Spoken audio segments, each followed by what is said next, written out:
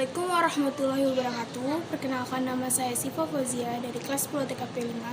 Di sini saya akan mempresentasikan tentang surat dinas bab 7 part 2 bersama kelompok saya, Ravania dan Alifia Nazwa.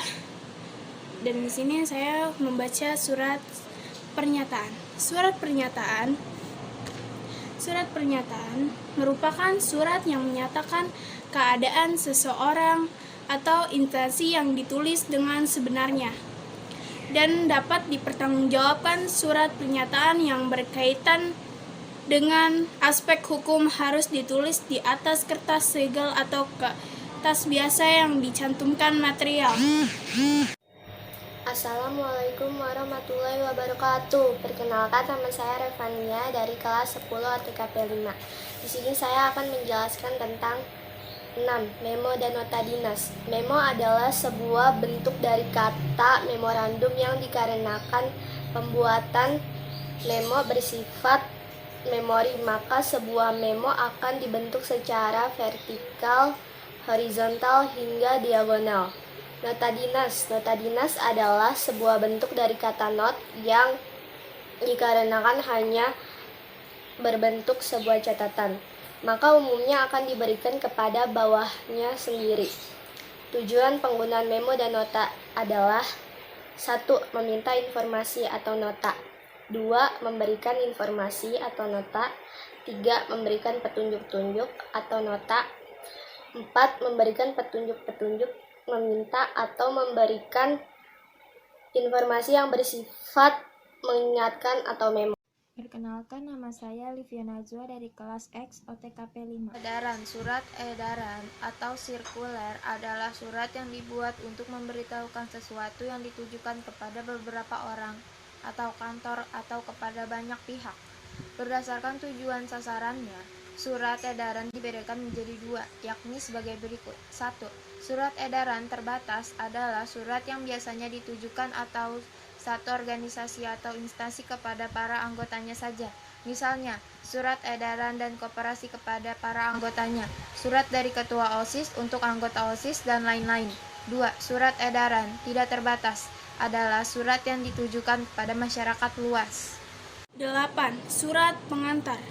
Surat pengantar adalah surat untuk mengantar sesuatu dengan maksud agar penerima dapat mengetahui maksud sesuatu yang diterimanya.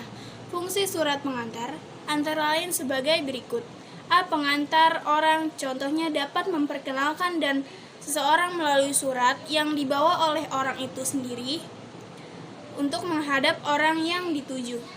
B. Pengantar berkas atau dokumen, contohnya berkas usulan kenaikan perangkat karyawan dan dari satu unit untuk diproses lebih lanjut pada unit tertentu. Pengantar barang, contohnya mengantarkan barang paket kiriman dari penjual kepada pembeli. Berdasarkan bentuknya, surat pengantar dibagi menjadi 2 jenis, yaitu sebagai berikut.